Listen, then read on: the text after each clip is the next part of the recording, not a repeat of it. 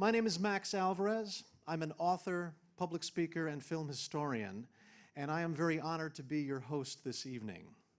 But before we begin, there are several people we have to acknowledge for making tonight happen. To start with, David Rhodes, president of the School of Visual Arts. We are very grateful to him for that, for his support.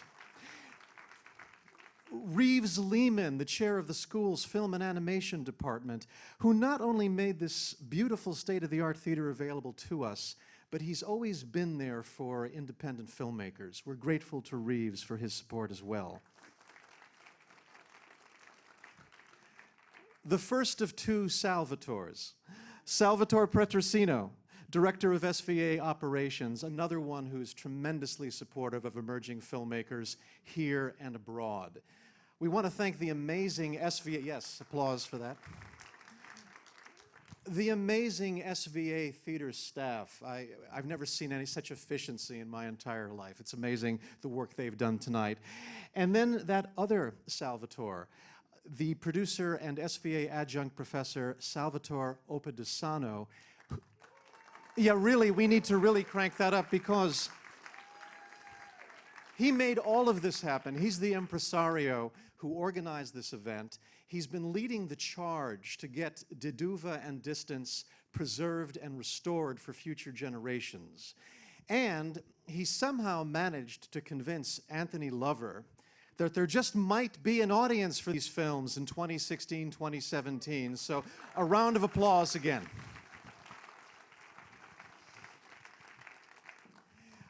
We promote this as the 40th anniversary of the last time these films were shown, officially anyway, in a cinema on a big screen. Actually, in December, it's actually going to be 41 years. That's when the dearly departed 68th Street Playhouse presented the two films in 1975. Our job tonight is to make sure this never happens again, that 40 years don't pass before more people can see these extraordinary films. And that's one of the reasons we're having this event this evening. A little bit of a backgrounder for those of you who may not be familiar with these two films you're going to see. Düva, The Dove, was filmed in 1967 here in New York State, and it was shown the following year. It is literally, and I'm not exaggerating here, literally one of the most famous short films ever made. It was nominated for an Academy Award. It won 28 International Film Festival awards around the world. It was the first screen appearance of the amazing Madeline Kahn. This was years before she made us laugh in comedies by Mel Brooks and Peter Bogdanovich. She first appeared in Düva. It played commercial cinemas. It played adult theaters. That's where my parents first saw it. And then it disappeared. And that's one reason why we are bringing forward our attempts to restore it. Düva is a loving spoof of the cinema of the great Swedish filmmaker Ingmar Bergman. And you don't have to have seen Wild Strawberries or Seventh Seal to get the jokes. It's filmed in very stark Bergman-esque black and white, in a Swedish that you'll be able to follow quite easily, and with English subtitles that are often accurately inaccurate. Now, Anthony doesn't do things subtly, so we're going from comedy to really serious drama after that. We're shifting gears with Distance, which is a color feature that was filmed in 1973 and 1974 in the South, under very difficult and at times extremely dangerous conditions. When you get a sense of what Distance is about, you'll appreciate the courage of the filmmakers and the artists to make the film. It's a deeply human story of two couples that are drawn together or brought together by outside circumstances and their struggle for love and dignity.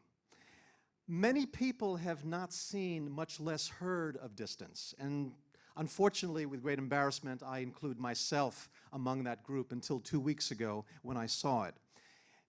You're all going to have different reactions to Distance, but if your reaction is anything similar to mine, you will find that a few days after you see this film, the emotional power of the film will start to sink in.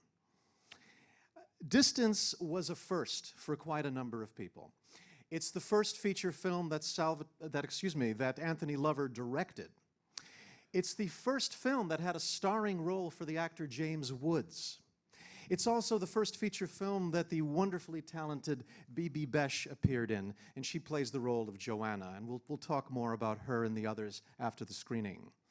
As Anthony Lover told me, Düva and Distance were a bunch of firsts getting together magically. Now, for reasons known only to himself, Anthony Lover is still trying to be convinced that there's an audience for these films in 2016 and 2017.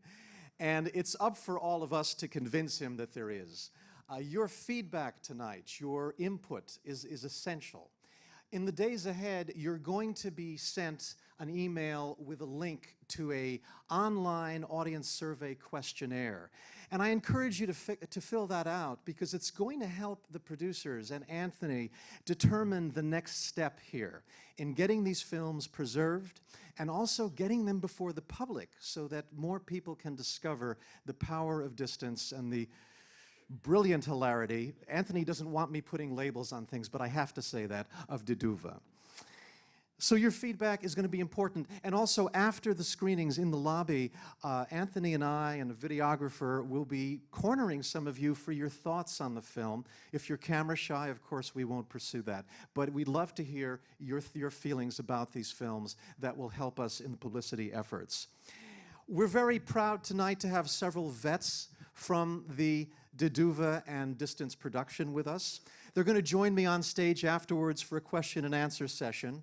We're streaming live now on YouTube, so those of you who are watching elsewhere, be sure to tune in at 9:20 Eastern Standard Time for the Q&A session, and I will not tell you who we're interviewing. You're just going to have to see for yourselves and join us at 9:20. Here's the schedule for tonight. Düva, which runs 15 minutes, is the appetizer. Distance, which is an hour and a half, is the main course. We're going to have a short break, and then we are going to have the Q&A session, which is going to be 25 minutes. And then we are having a raffle of 2 items from Distance. You may have noticed in the lobby there was a Distance one-sheet, an original poster. If you look closely, you could see that Anthony Lover signed it.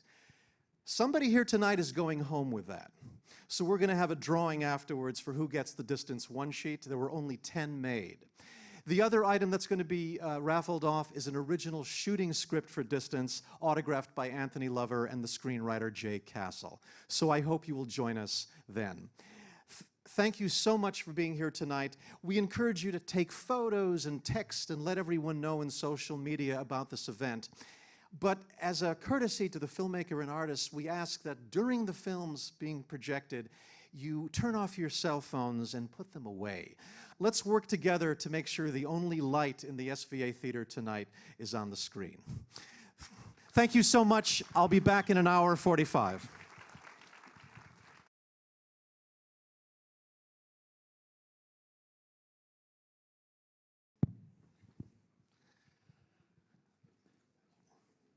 What does one say, right?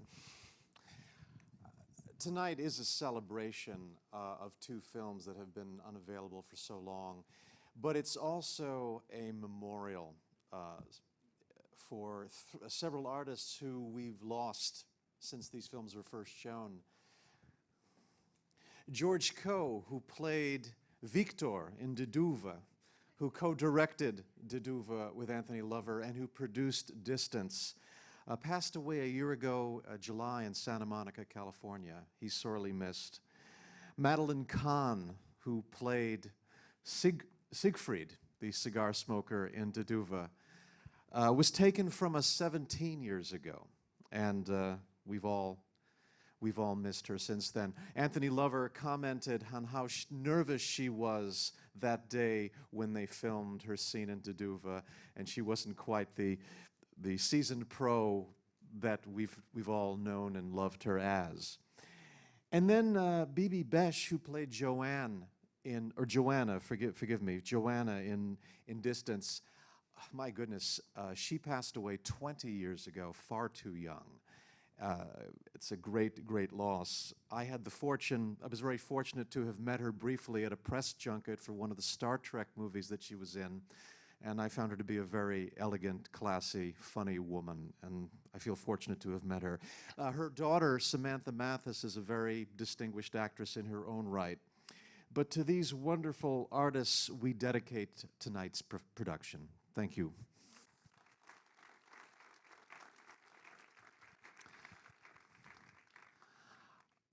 I would love to call some of the participants up to the stage. We're now going to open up, we're now going to have our panel discussion with several of the participants, people who were in front of and behind the cameras for Düva and Distance. Please come up on stage. Those of you who are joining via our YouTube streaming, once again, my name is Max Alvarez, and we are going to be having a discussion regarding the film Distance and also Düva.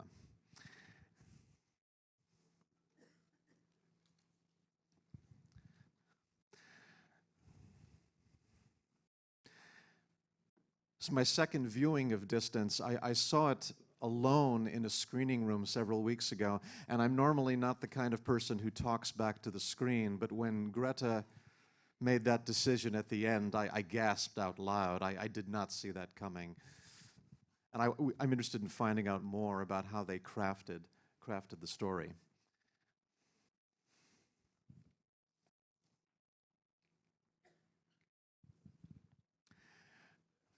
Thank you.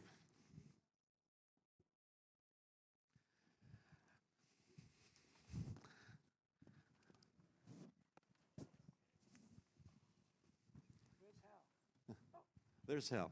Okay. I'm here. As we recover from the impact of the film we just saw, I would love to introduce our guests this evening. Sitting right next to me, Pamela Burrell, who played Inga in Düva.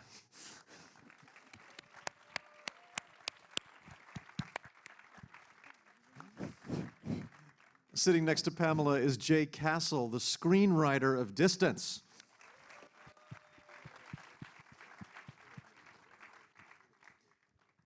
Sitting next to Jay is Hal Miller, who played Jesse in Distance.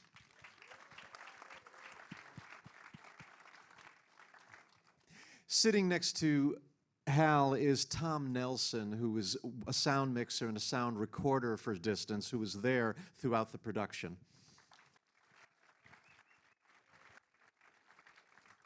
Now we have a new face next to Tom. I'm going to need a hint.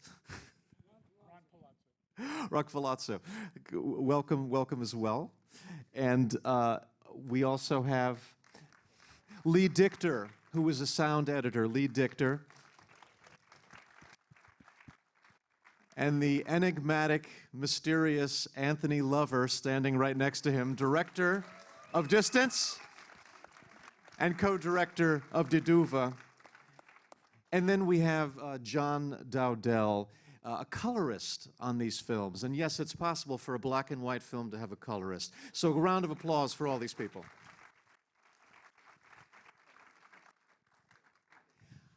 As we're all processing Distance and just trying to absorb, I thought we would start with Düva, which was a more upbeat story. Pamela, this film is a satire of the films of Ingmar Bergman. The actors were given a phony Swedish to read. Could you share some challenges that might have presented as an actor? And also, did you do any research on some of the Bergman actors to influence your performance? Not the actors, but I've seen a lot of his films, and so I was familiar with the feel of it and the actors, and I think Anthony created a wonderful sense. The cinematography, I mean, you really did feel like you were in Sweden. I mean, it had such a marvelous atmosphere. And I remember seeing it for the very first time in a theater with an audience. And it was playing with a movie called The Fox with Sandy Dennis and Keir Dullea. And it opened the program, and the film started, and it was very quiet, up until George opened his mouth and started to talk, and a few people, not the whole audience, but a few people started to laugh, and a lot of the other people started to shush. And I couldn't believe it, because to my ear, it is so obvious that we're speaking English. I mean, I don't know how it took so long, but it was amazing. And then, of course, they caught on, but it was a marvelous experience. But I'm sure they were so sucked in because it looked real. It really. There was a British film review in the late 60s when Düva came to London, and the critic from the Monthly Film Bulletin said that the cinematography powerfully evokes Wild Strawberries, which is the Bergman film. So that's the great compliment right there. Now, I may have gotten this wrong, but Anthony, I thought you shot in 16 millimeter and blew it up to get part of that feel. Do you remember that? Am I wrong about that? You're absolutely right. We also scratched the film and put a lot of dust in it. And so, yes. And it's just interesting how when you have a vision and you decide to do something, even though everyone tells you not to do it, you go ahead and do it, and then afterwards everyone says, oh, yeah, it's great, wonderful, like you're supposed to. We took this film to Paramount. At the time this was made, which is very interesting, we wanted to make a feature film, not a short. I don't know if you knew that, Pam. No. And the idea was, at that time, American films were all crap. You know, everyone thought they were no good. Fortunately, things have changed. Right. And everything that was great was foreign films, you know. There was Kurosawa in Japan, and Bergman in Sweden, and Fellini. Truffaut in France, and Fellini in Italy. So we decided we were going to make a spoof of these films, and we were going to do 4 pieces. We were going to spoof Samurai Kurosawa film, and Fellini, and Bergman, and so it just the luck of the draw. We decided to do Distance first. So we went to Paramount, and they said, well, don't do this. He said, yeah, really, don't do this. I mean, you're going to shit all over yourself here. I mean, first of all, you're talking about some of the greatest filmmakers, and who the hell are you guys? I said, well, why? We don't know any better. So yeah. So so I said, well, would you finance it? No, we're not going to finance it. What are you, crazy? I mean, no. You're going to get run out of town. So George and I went back, and we said, well, what do you think? I said, let's, George would say, let's do it. Let's do it. I said, where are we going to get the money? I don't know. You got savings. I got savings. We'll make it happen. So we made it. And then we had a screening for other people that we roped into giving us a few bucks.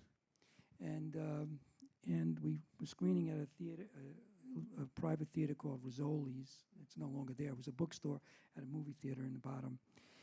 And I was screening it for the actors. And I don't know, were you there? At Rizzoli's? So. Yes. Yes. And so, George and I said, well, look, hey, at least the people who put the money in, they feel like they got something. We screened it for them, and it's at a theater, so what? So we did something. But we didn't know that sitting in the theater was a New York Times film critic. So apparently, he was invited by somebody. I don't know. I would never let him in. But anyway, so he calls the Film Society in Lincoln Center. And then they called, they want to see the film, they see the film. And then the premiere film that was opening the Lincoln Center, the director, Milos Forman, sort of, I said, I got to have that film to go with my film. And so we never got to make the film. The damn film took off and everybody was doing stuff and they wanted to distribute it, they wanted to do this, they wanted to do that with it. We represented the United States around the world as a film and won 28, 30 awards, nominated for Academy Award. And so much for don't do it. So that George and I said, well, let's make let's say, hey, let's make the feature we wanted to make. So we looked around and tried to find something. We wrote something. He and I was Lives and Loves of Elliot Crawford, and we thought it was funny and serious at the same time. And we were going up to Paramount to see about them financing this. But just a week when we were about to bring it, events in real life happened and made the film useless. What it was about two guys who make this young girl pregnant, and they're trying to get an abortion. And at that time, you couldn't get an abortion. And what the three of them went through in this country to try to get an abortion and do stuff. So it was serious and a comedy at the same time. But at that time, that week, abortions became legal. So much for the movie. So we were done. So we then. Am I talking too long? Well, I was going to jump in because it just shows how you were pushing. I'm sorry. No, you were pushing the envelope at a time in the 1970s, and you do that with Distance as well. And when I was first seeing Distance, I was trying to stay ahead of you and also of Jay, the screenwriter. I figure, well, the nickname for the James Woods character is Laertes. This is a 1950s take on Othello. It's going to end with the strangulation of the wife. Boy, did I get that wrong. Jay, could you give us some insight during the writing of the script, the techniques that you used to try to keep us guessing? We didn't really know where things were heading with these characters. Could you repeat that? Sure. In your script, we didn't really know where we were heading with the characters. You surprised us quite a bit, especially at the end. Could you share some of your insights as a writer in keeping us guessing in the writing of Distance? Well, the characters came from my own experience serving in the Army in the 1950s. The character of Joanna, the insurance lady. Oh, okay. Right on that. Right there? Okay. That'll work. Right Not in the used center. to, or accustomed as I am to public speaking, but she was based on somebody who existed, who did come around and visit. And in the 1950s, there were a number of German women who had, there were English women too, but mostly, but German women who had married during World War II black African-American soldiers and came back. And in 1956, the Army had just desegregated the posts. So the Army was desegregated during World War II. And the situation with a lot of these women that married sometimes Georgia crackers, who were very much like the other two sergeants in the film, had a bad time also. And we were trying to imagine what would happen. I mean, to set up the situation where a woman from Germany was brought, who had absolutely no idea of the atmosphere in the South in the United States, was brought here by her husband, whom she fell in love with in Europe. And my approach to the screenplay was basically, we're all the same, you know. The pressures that come on into our lives are different, but our reactions are pretty much the same. So I believe we were able to create the situation. It's hard for me to think about it, but we worked 8 months, I think, on that script. And there were things in the film where we tried to bring. We actually shot scenes where we would show the pressure on a black soldier in the South. Remember Tony there, when he tries to get we had a scene where Laertes was thrown in jail after a bar fight, and Sergeant Horn has to go to the sheriff's house in town to try to get him out. And we shot that, and it worked, but it didn't work in the text when we put the whole film together. It was like 2 different films. So I don't know. Am I making any sense? No, absolutely. It just shows the amount of work that went in. It was a struggle, and we today I don't know how all it stands up right today. But we wrote this film in 1975, and based on my experiences in the 1950s. So this is what we produced. You know, right? Very, very effective job of the screenwriting. Hal Miller, could you share us some insights into working with Anthony as a director? This film has a lot of very impressive, lengthy camera takes where there's not a lot of editing. It's the camera and the actors, and I know that's pressure for actors. You and Paul Benjamin have a wonderful scene in the bus depot that's all in one camera movement. Any memories that come from dealing with Tony's demands as a director, his demanding technique? Well, first I want to say that I'm extremely happy to be here because the insight that I have gathered after many years, because I did see a portion of this film years ago when it was first done, but I didn't have the knowledge, the deep, intrinsic knowledge to understand what this film was truly about. I was at the Vivian Beaumont Theater doing Twelfth Night, and I then went on to do Gordon on Sesame Street when I got a call to do this film.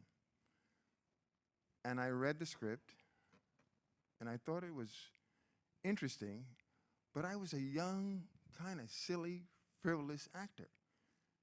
And you know, I said, the only reason I'm an actor is because I don't want a 9-to-5 job.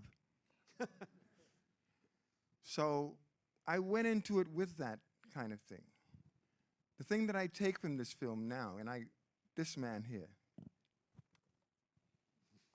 I kiss your hand. That's how much I love you. That's how much I love him.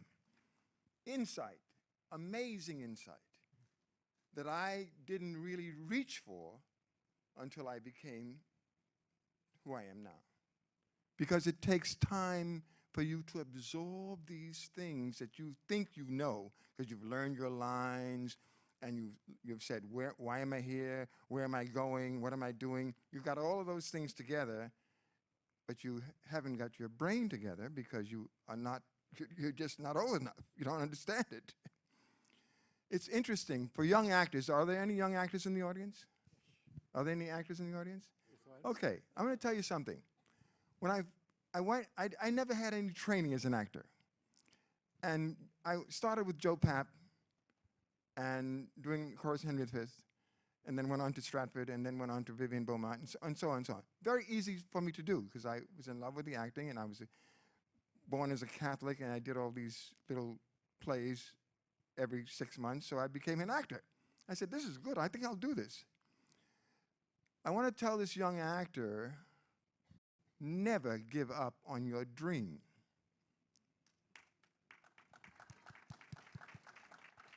when I was in a little workshop and I did Sir Toby Belch from Twelfth Night, and there were 30 students in the audience, and the director said to me afterwards, Harold, I think perhaps you should look for another kind of thing to do in your life.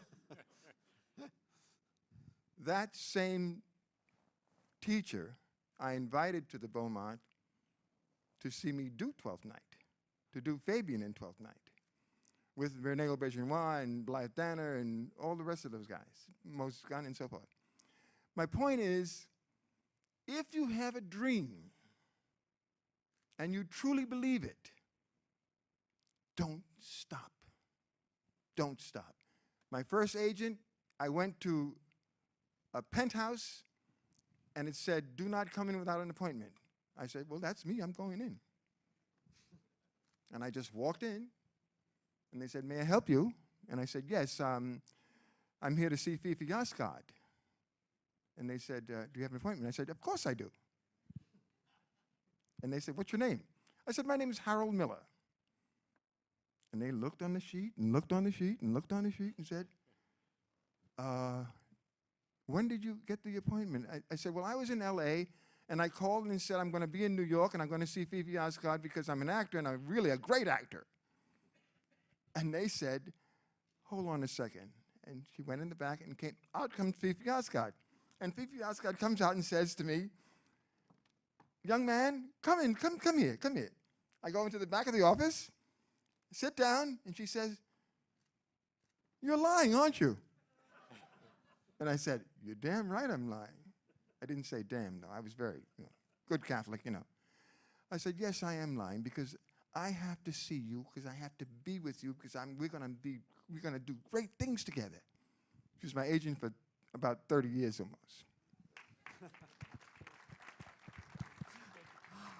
I'm going to move on to that was a fabulous story. Yes, Tom, I heard a crazy story that you recorded the sound not with the customary boom mic that goes above us, but with lavalier clip-on microphones. Is that true? How did that work? We couldn't afford another person. It was just me. That's cool.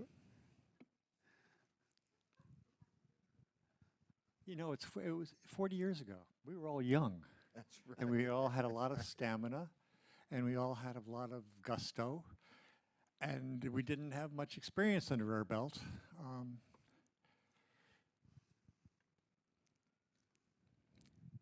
But we were guided by this man. Tony said that if he was going to make a film, he didn't have much money, he was going to make a film, it was going to be different, unlike any other film. If you notice, most of the film, I think there are 78 shots. No scene cuts within itself. Every scene cuts to a time jump to a different location. And you have this constantly moving camera that can move around that, like the mailroom, and get one actor in close up and then one actor in the distance. And then their positions change, very choreographed. And this was the genius of Tony. So my mentor, who's out here someplace, Mark Dichter, said, well, they had come out with a stereo Nagra. Everything else had been mono before that. What if we put a lavalier on every actor and then put a boom up and other open mics? Now, a lavalier puts, no matter if he's 40 feet away or 100 feet away, he sounds exactly the same distance, or she, from where you are right now. But a boom mic has perspective. The volume goes down, you get bounce off the rooms, you get the indirect sound. And we did a few tests, and Mark had this idea, and I kind of put it into fruition, and we tested it with Tony. And it worked.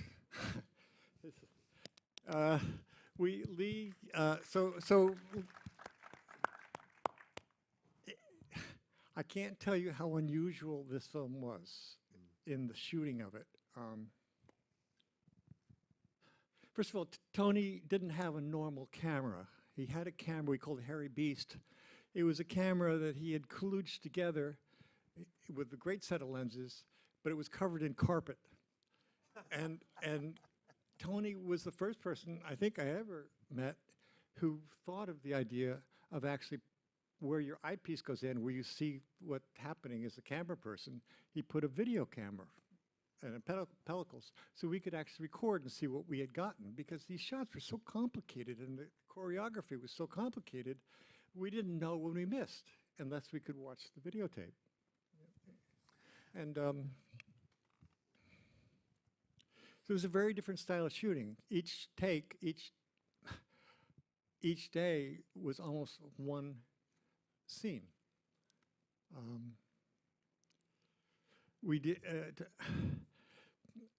things like, we didn't transfer any of the sound until after we had finished shooting and got back to New York. Then we transferred it all. And it was an enormous learning experience for me. I had been, like a cameraman in the Marine Corps. I had done documentaries. I had done a couple of commercials, but I had never been asked to do a long-form dramatic film. And in these 40 years since then, there have only been 2 people that I think, Tony being first, who had the ability to have an idea and make an assumption that we should make the film this way. It's really special this way. And had that very special ability to convey that to everyone, all of us youngsters, in such a way that we all wanted to pull the cart in the same direction. I remember crazy thing. It was not easy. Crazy things happened on the set. We don't talk about them. I mean, I came out of we lived in a strip motel or something like that, and I came out, and we were all kind of getting in a van or school bus or whatever we had, and Tony was in his car. And I thought, well, was he asleep? I don't know. Tony, you all right? He said, yeah. I said, what are you doing out here? He said, well, I didn't want to get left behind.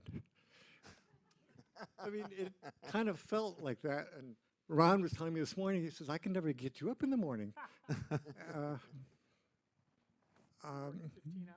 Yeah. That's why. Things happened on the set that were, for example, that last scene, which was a gymnasium and a captain's party, his farewell party. The whole crew, everybody, it was like being in high school. Everybody twisted crepe paper and made the whole thing the crepe paper. Every person did that. We finished, it was all dressed, and the actors were getting ready, and we went next door to the cafeteria to have a lunch or dinner or whatever time it was. And we heard this, and the lights fell down. They were attached to a scoreboard, and the entire lights fell down. And we all kind of looked into the room, make sure nobody was hurt, and Tony kind of looked in, and he came back, and he says, well, why don't we take a two-hour lunch today? And kind of, we went with that. You know, it was an enormous learning experience for me and for all of us, but for me especially because I had the opportunity to work with Tony to follow it through to the sound editing. For example, as a sound man, I made a mistake. I put blankets down and mats and took all the footprint. Everybody who walked on stuff took their footsteps away, which was kind of standard at that time. Well, in the post, I Foleyed and put every footstep back in that movie that I'd taken out. And then Lee was wonderful because we would go to Lee and he'd have 60 tracks. Okay, let's go. Boom. And well, I'll let him tell it, but he played because he had, every actor came up in 2 faders. One was close and one was far. And he could push people away and pull them forward, depending on the picture. Well, it was a really sound of design that was ahead of its time. Ron, do you have any stories to share? Let me just say one thing about Tony. I want to say about Tony Lover. As an actor, we all want tight shots. For those that don't know what a tight shot is, that means you can actually be seen full face on the screen. Tony Lover spent his whole time doing that film with beautiful, fabulous, tight shots. If you really re-examine that film carefully, you'll see beautiful cinematography. I mean, it's just absolutely fabulous.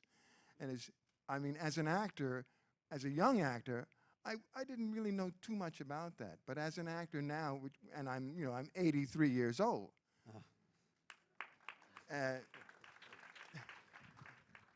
Don't clap, darlings, please. Tight shots, baby. Giving the actors their expression, making it all so beautiful with that continuity and everything. I love you, Tony. I love you, baby. I need to hear from some of our sound people, Ron and, Yeah. and Lee. Also. Yeah, I'd Lee just like- Dichter wanted to go now, Yeah, I'd re- like- referencing Tom. Yeah, okay, yes. So what Tom was just explaining about the different tracks that they came through and how it was recorded, it was one of the earliest films that I was working on that had this separation of a lot of the close microphone and the boom across the rooms, which gave me tremendous freedom to equalize certain tracks. And when the lavaliers sometimes were mismatched, I could go to the boom and pull some words from that. When I could bring it in a little closer. In fact, I remember one or two scenes when the two people would be talking and the lavaliers would be, picking up their sounds, and I would keep them close. Sometimes when let's say, James would, when he was turning over, he would cross the microphone, and I would lose some of the dialogue. I couldn't really get it the way I sounded.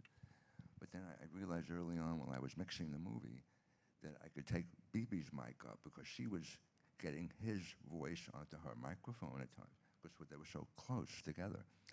So I learned from that to follow it through during the rest of the movie. When I was in trouble, when someone went off mic, I not only could equalize their microphone, I could steal some of the sibilants and voice frequencies from the other microphone, which was like, this was a whole new bag of tricks for me. This was fabulous. So that was really You can see why he ended up working for just about all the DGA A-listers subsequently. Finally, Yep. John, any quick... Let me just have one little laugh, Okay. one little laugh line about the Düva. That film was 15 minutes, right, Tony? It should have taken me 1 day to do that movie. It took over 2.5, and the reason was because I couldn't stop laughing while I was working the film. Who could? So that's Very funny film, boy. And just finally, well, if we have a quick anecdote, and then John. Yeah. My name is Ron Palazzo. I was the assistant director on Distance and the production manager, and I'll talk about that in a minute quickly. I know we spent a lot of time here. I just want to take this opportunity to congratulate Tony Lover for creating what I think are two seminal works of cinema. The man is truly a film genius. Thank you again, Tony. He's been my friend and colleague and mentor for over 40 years. I've learned everything about the film industry and business and art from him, and any success that I have, I do owe to Tony, as so many hundreds of others in our business and industry have. And I want to thank him for that too. A couple of things about The Dove. Sid Davis, who was one of the writers of The Dove, and he also played Satan, was a very peculiar and funny guy and bright guy, and had his unusual quality, shall we say. I didn't work on The Dove, but I got to know Sid because he worked with Tony and me at Liberty Studios doing commercials. And we did a commercial where we had to go to California. I think it was 73 or 74. And Sid was giving all these reasons why he couldn't go. And finally he said, Ron, I'm scared shitless about flying. I just can't fly. I said, well, we'll make it happen. Don't worry, Sid. And we gave him alcohol, and he took pills. We had to practically drag him on the plane, and he was literally shaking. Well, we got to the Chateau Marmont, where we were all staying, and then that night, the earthquake of California hit, whatever that was. It threw Sid practically into my bed, and he comes running downstairs, and he says, Ron, give me a ticket.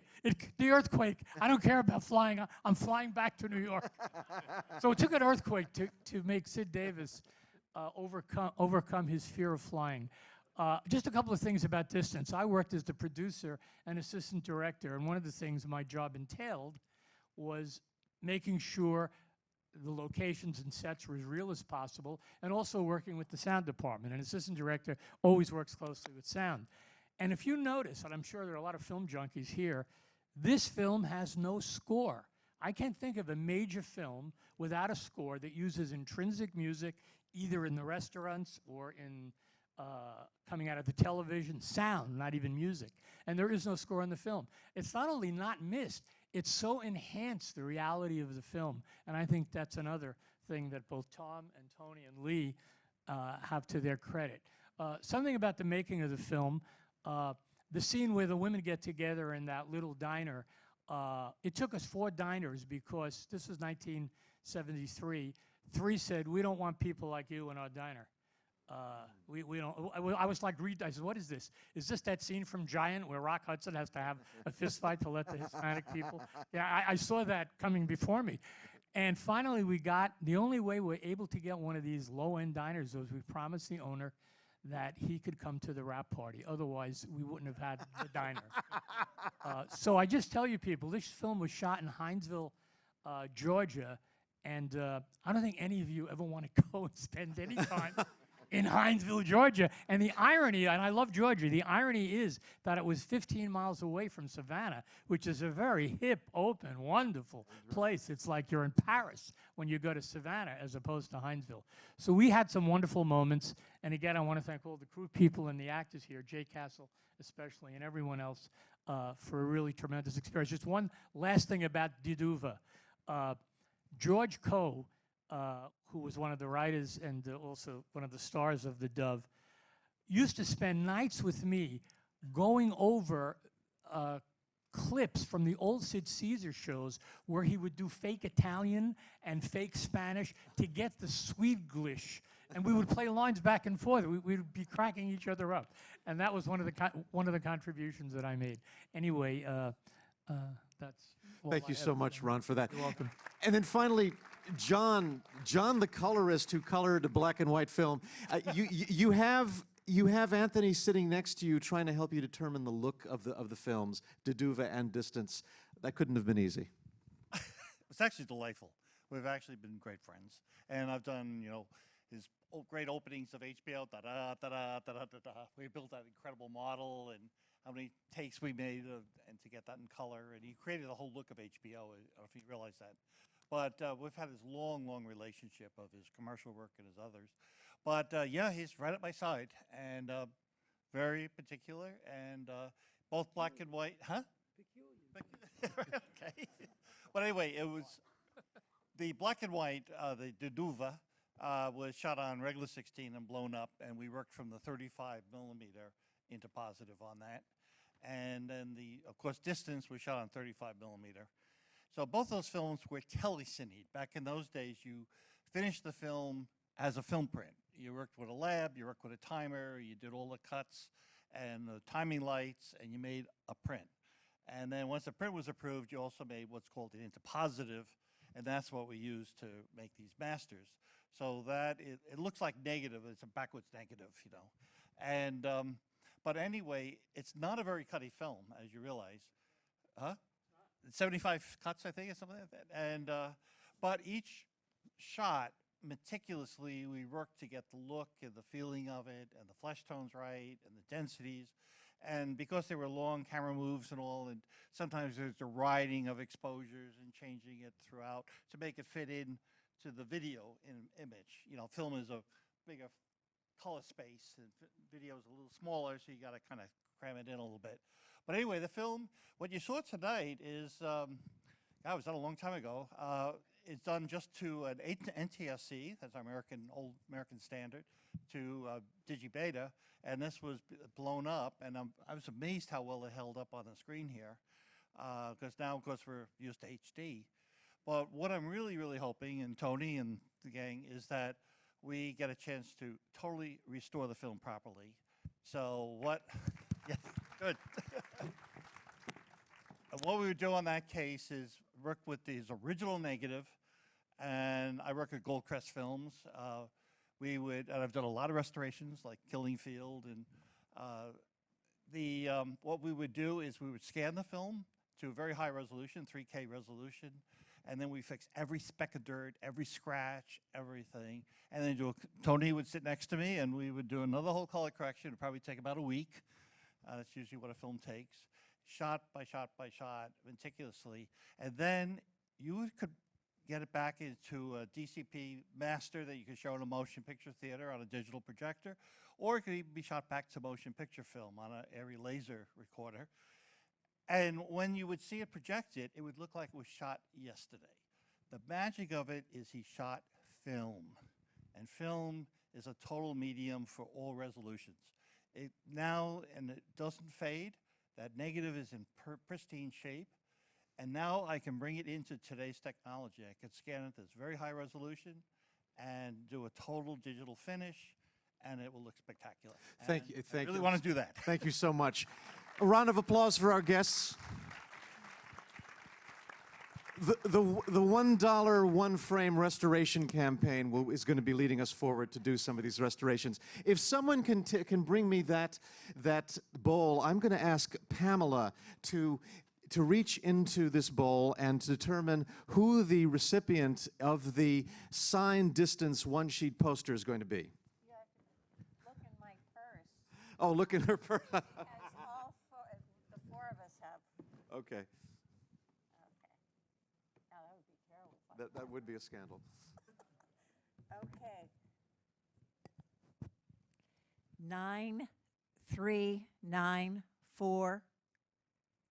9394334. 934. No. 939434. Any takers? Right here, but What? Okay, I guess this looks rigged, doesn't it? Lee's rejecting it. Lee's rejecting Oh, it. Lee's rejecting it. All right, we gotta have one more. Let's do another one. We got to get out of here soon. So, yeah, that would be a scandal. All right, check your tickets. 939381. 939381. Up. There's a winner. We got a winner Oh, back we have there. a winner. Okay. Okay. Well, we will be providing the poster to you. Yes. Now, this is something I was tempting to walk off with myself. This is the shooting script to Distance, signed by screenwriter Jay Castle and director Tony Lover. So we're going to now raffle this off to someone here tonight. Pamela.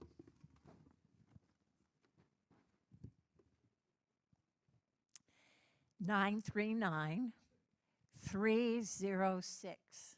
939306. Going once, going twice. No takers. Okay, What? you should no take. We're gonna all right. We're gonna try another one. Okay.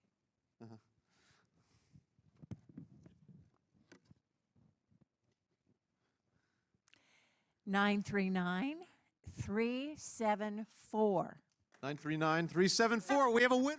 Come on up. Great, great. We're pleased to present you.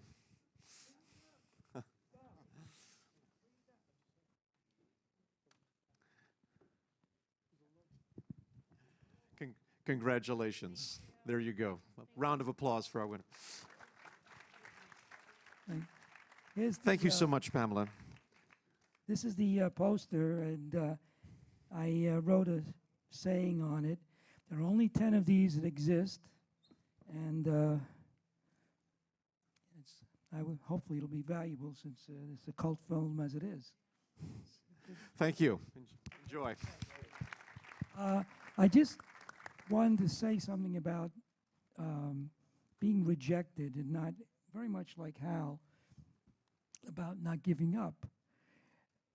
When we decided to try and make a feature film again, and circumstances in the world changed, and that idea didn't work, we started reading screenplays, trying to find something, because George and I would take forever to write something, because, you know, we had so much fun, so it didn't matter when we were going to get done. So somebody recommended Jay Castle, who's an unpublished novelist, and So we said, send over one of your novels to read. Well, he sent over a box of them. So, so, so George and I are reading through all these scripts. Oh my God, oh my God. And the guy's a good writer, but I mean, I don't know, you know. So we hit upon a portion of Jay's story novel, Two Soldiers. Had we done Two Soldiers, we probably have been very rich because it was American graffiti in the army, basically, you know. And but you know, being crazy that I am, and George listening to me, there was a portion of that novel that was very interesting to us, and our idea was we always read things separately, and if we both thought, you know, we came to it, what did you like? What did you like? If we matched up, we thought we were winners. And so we both liked this one element that was in there about this wife of a soldier, an officer, who committed suicide. I said, no, there's an interesting thing, George. What do you think? He said, I like that thing too. I said, I think we were like, you know, we're both crazy. We're like death or something. Anyway, we then coerced Jay to write Distance, which was we kept changing it and mollifying it and moving it and doing it. And he was so malleable and wonderful person. He just kept writing, and we kept just developing it. And we developed it from Elwood Horn was a white cracker. He was not a black man, but when we got finished with him, he was a black man. So, but any case, we get this thing together, and George and I go up to Paramount again, and we say, you know, now we have some credibility because we did The Dove, and everybody loves the film. So we go up there, we give them the film, and they read it, and then we come back, and you know, this is Barry Diller and Katzenberg, and I forgot who else. Anyway, they said, oh my God, don't do this film. I mean, Jesus Christ, guys, we know we told you not to do that, The Dove, but don't do this. He says, you know, you know, me being pragmatic, I said, well, you know, well, will you give us the money? Give you the money? No, we're trying to tell you, don't do the film. You can't make this movie. You're not going to be able to play it. So, no, come back with something else. You know, do a comedy. You guys are good at comedy. Do comedy. So George and I, you know, we go back to Liberty Studios. We said that thing, and he says, what should we do? I said, what do we think we do? I don't know. We go and make it. I said, well, where are we going to get the money to do it? I don't know. You know, I do commercials. At that time, I was the whiz kid at CBS. All the on-air promotion and everything that went on CBS went through me. I was, I don't know. Yeah. Well, I was, I think, 19. I had the CBS account, which is, you know, crazy. Freckle-faced kid from the streets of New York dealing with suits from Yale and Harvard. But anyway, so he said, well, I got some money. You got some money. So we put our money together. We'll make this movie. Although, you know, we had the kind of money we were talking about is it wouldn't be a low budget, it'd be a no budget. And then we wanted to shoot it down south, do it where it was meant to be, as Jay envisioned it. And I had no idea what that meant. And, you know, Paramount was correct. When we made the film, nobody would play it. Nobody would play it. Nobody wanted to show it. And, you know, we said, oh, my God, you know. We won a couple of Best First Features, but that didn't mean anything. So we then had to invest more money, and what we call four-walled it. we had to pay the movie theater to run the film and pay them for the popcorn and the soda and everything else. And so, you know, and this was becoming a losing proposition, big time. Anyway, you know, I would sit in the back of the theater. I can't stand looking at my own stuff. So, but anyway, and I, you know, people didn't say anything. The movie's over. They start going out, and I'm following them, trying to hear what they have to say. And they're not saying anything. I mean, the movie at that time hit people days later, not when it happened. And so, you know, just follow your dream. Don't worry about what people tell you, because they don't know. The thing is, everyone doesn't know shit. They have no idea.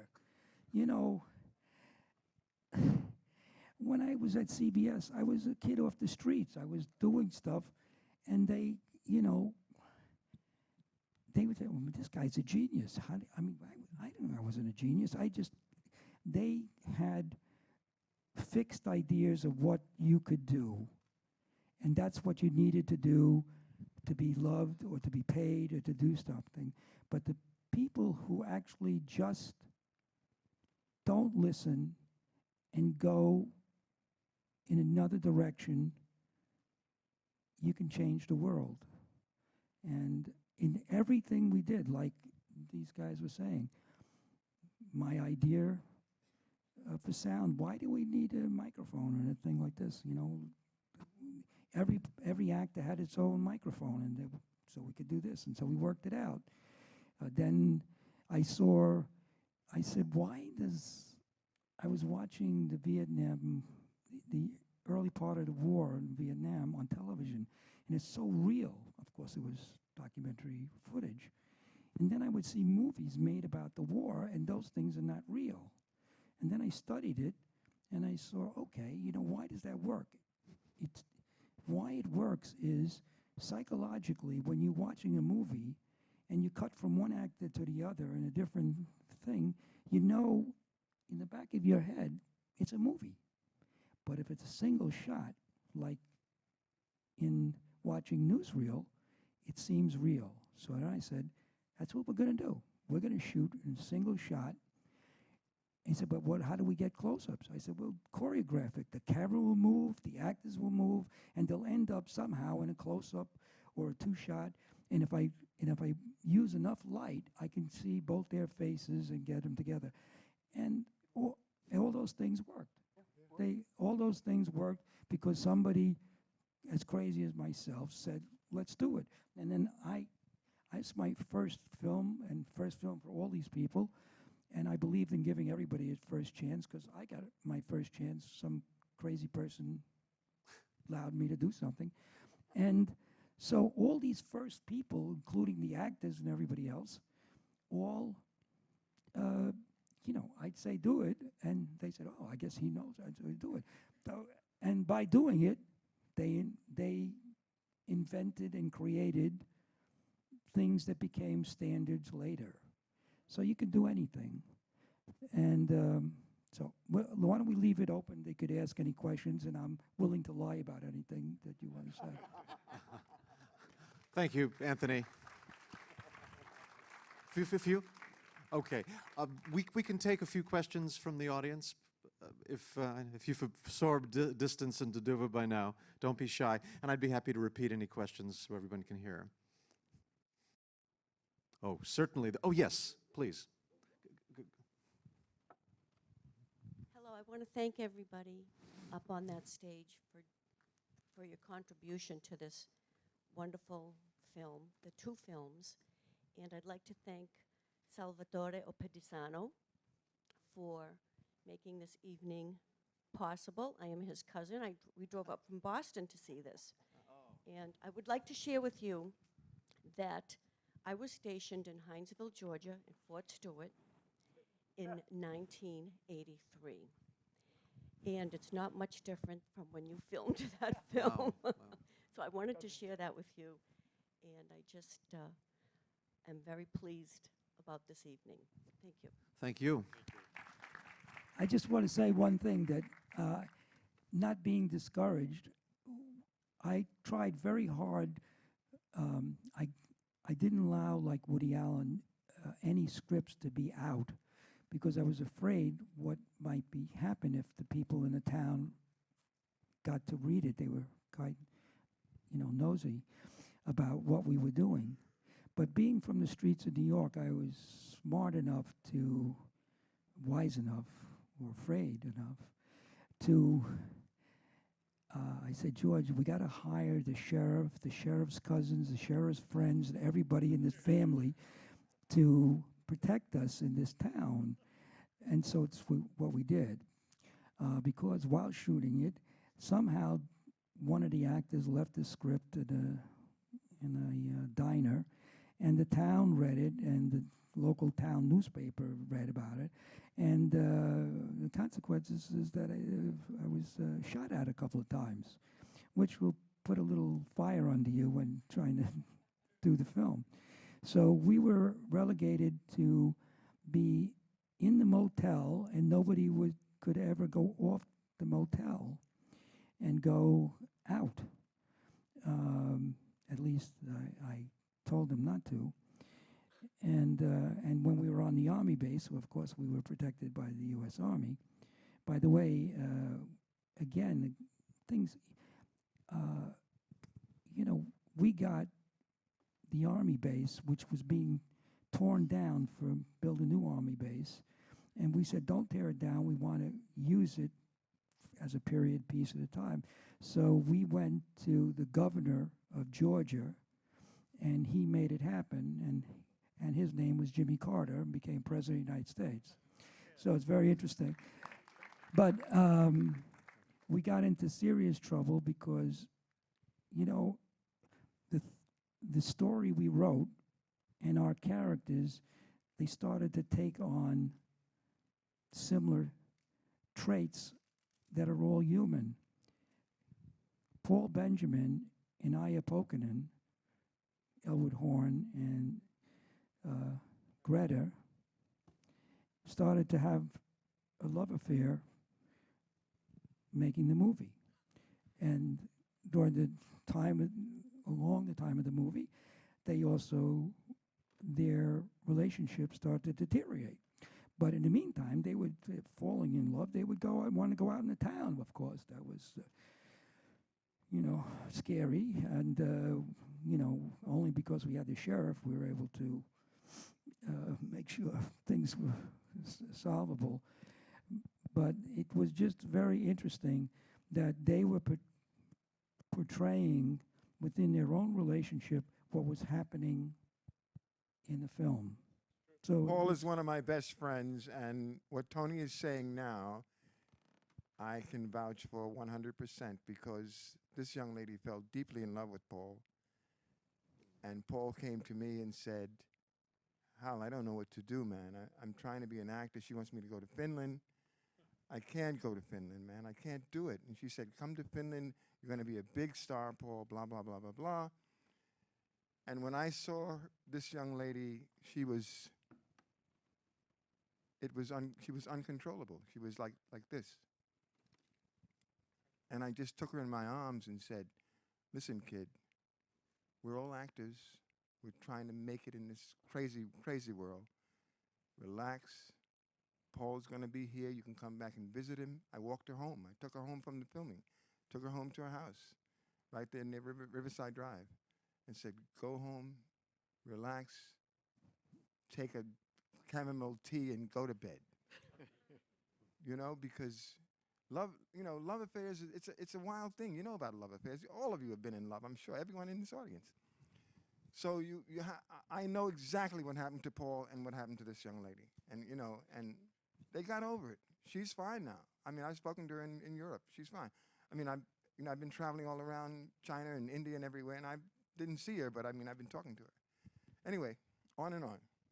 Ron, you had a point? I just wanted to, speaking of sensitive material and Tony's courage, something happened after the movie in our studio, Liberty Studios, we were doing a series of commercials. This is really an unknown part of American political history. We were doing a series of commercials for the Jewish Federation for kids having problems with drugs, delinquency, whatever. We did it for a certain agency, which I will not mention, and it was for the Department of Justice. They were going to use this. We did the commercials.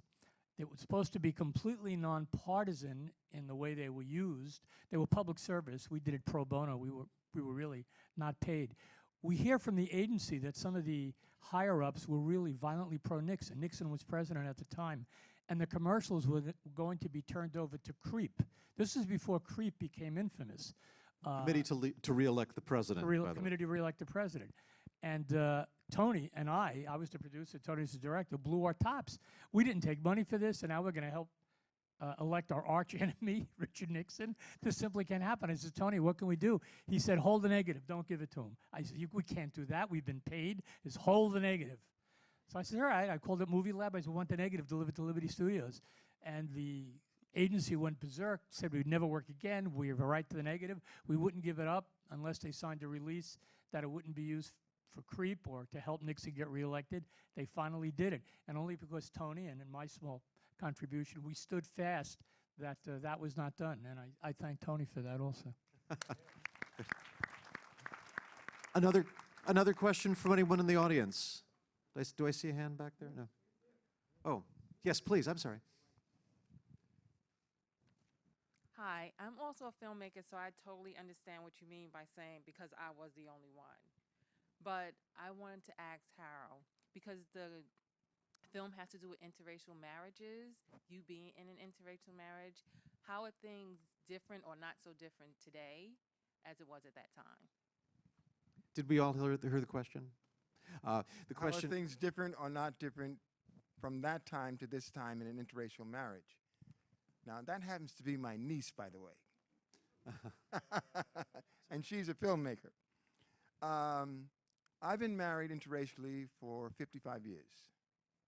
I met my wife at a dinner party on Lexington and 53rd Street at a dinner party, and I was the only African American there, and everybody was laughing and having dinner and so forth and so on.